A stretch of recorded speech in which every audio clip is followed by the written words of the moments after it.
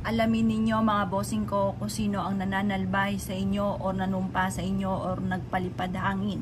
Masama po ba ang inyo pong pakaramdam? Asya, kung masama ang inyong pakaramdam, huwag nyo po yung pagtiisan at marami kayong pwedeng gawin mga bossing ko.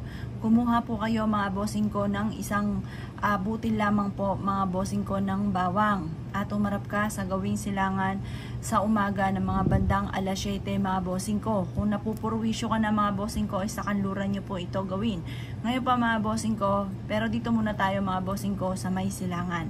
Ang gawin po ninyo ay kumuha ka po ng bawang at pagkatapos isulat nyo po dito mga bossing ko sa bawang ang inyong hinanaing.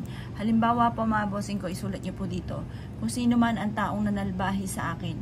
Panalangin ko na bumalik ito sa kanya at hindi siya patulugin sa mga ginawa niya sa akin. Ganun po ang inyo pong gagawin mga bossing. At pagkatapos ay i-cross nyo po ito sa inyo pong noo, sa talampakan, sa noo, sa palad, dalawang palad at ganoon din po sa talampakan. Pwede rin po ang kilikili at alak-alakan, yung po mga bossing ko, pwede rin po doon. Basta i-cross nyo na po ito sa inyo pong katawan mga bossing ko at makakatulong po ito para yung tao na nanalbahay sa inyo, na murwisyo sa inyo mga bossing ko at gusto kayo po ay laging mainitin ang ulo at kayo po ay hindi na makaisip ng tama, panalangin sa kanila lumubog po kayo, yung mga ganon. Ngayon pa mga bossing ko, babalik lahat yan sa kanila mga bossing. Tapos umarap ka sa gawing salangan na hawak nyo po ito ating bawang. At pagkatapos mga bossing ko, itapon ng inyong kamalasan sa may bintana na nakaharap ka sa gawing silangan. At tapos mag-wish ka na ng lahat ng nais ninyo na kung sino man ang taong nanalbahay sa inyo at ginawan kayo ng kasamaan ay bumalik sa kanila.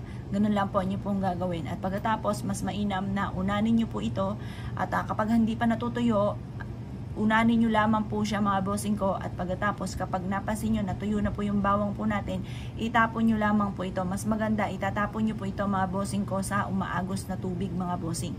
Kagaya halimbawa ng ilog or kaya ipaagos nyo po sa dagat. Yung mga kaya sa batis. Yan po mga bossing ko, yung mahiwaga ang kalikasan.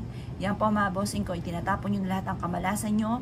May mga sumpa, palipad hangin, ang dahilan kung bakit lagi kang walang pera, lagi naghihirap sa buhay. Kailangan gawin nyo po ito mga bossing ko upang sa ganon, mas higit ka na maka-attract ng swerte.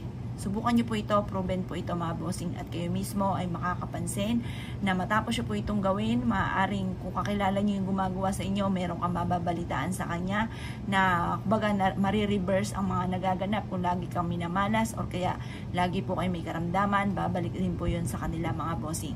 Mas mainam magdala ka na lagi nito para meron kayong proteksyon at hindi ka natatalaban ng mga ganyan na mga palipad hangin, sumpa or kaya po ay bales mga bossing.